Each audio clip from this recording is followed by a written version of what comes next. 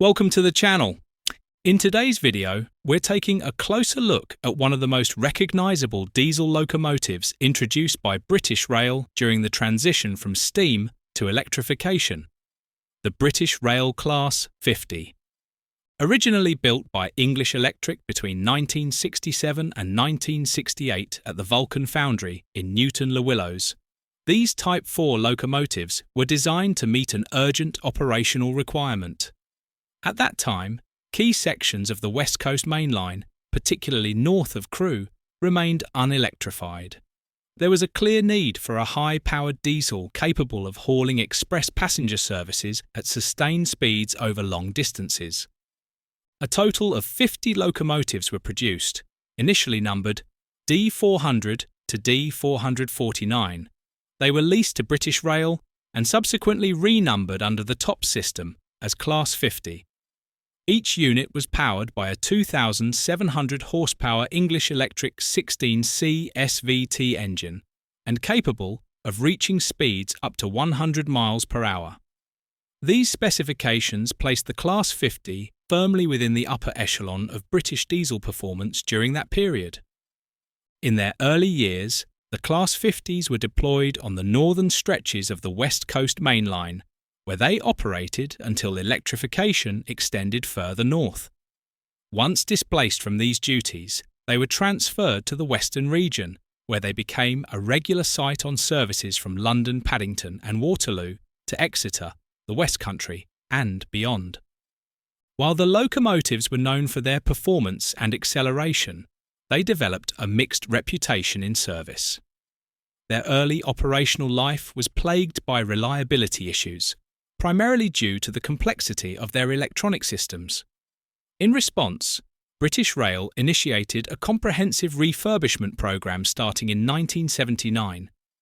This modernised the locomotives and removed their characteristic centrifugal air filters, earning them the nickname Hoovers due to the unique sound these fans produced.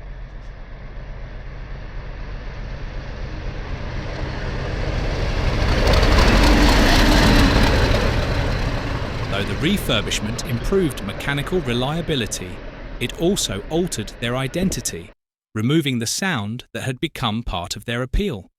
Nevertheless, this program extended their operational viability, allowing them to continue working until newer units and further electrification rendered them surplus.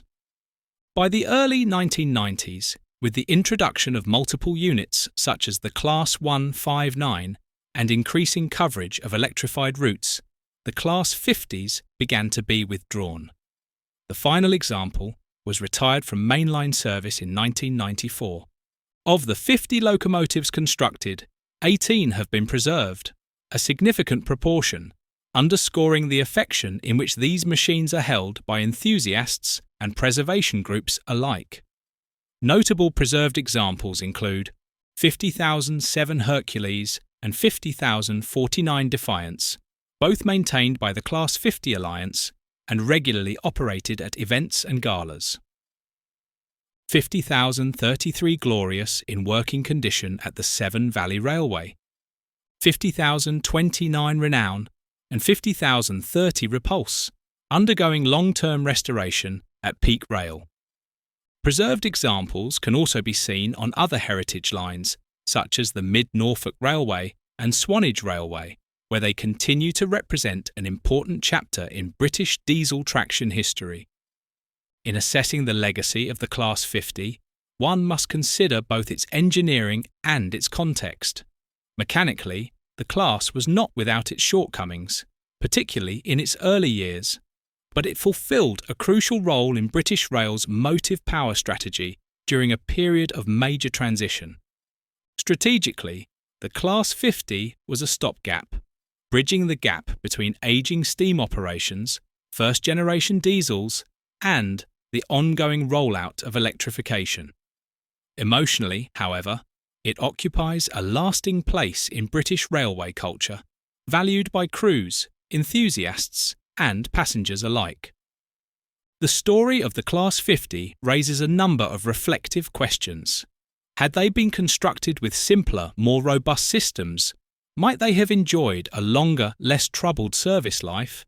Does their retirement symbolise the decline of locomotive-hauled express services in the UK?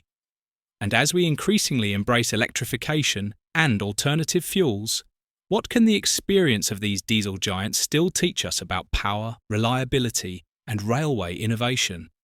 If you found this exploration of the Class 50 informative, please consider liking the video, sharing it with others interested in British railway history, and subscribing to the channel for further content on Britain's most significant locomotives and rolling stock. If you have personal memories or photographs of the Class 50 in service, we welcome you to share them in the comments below. Thank you for watching.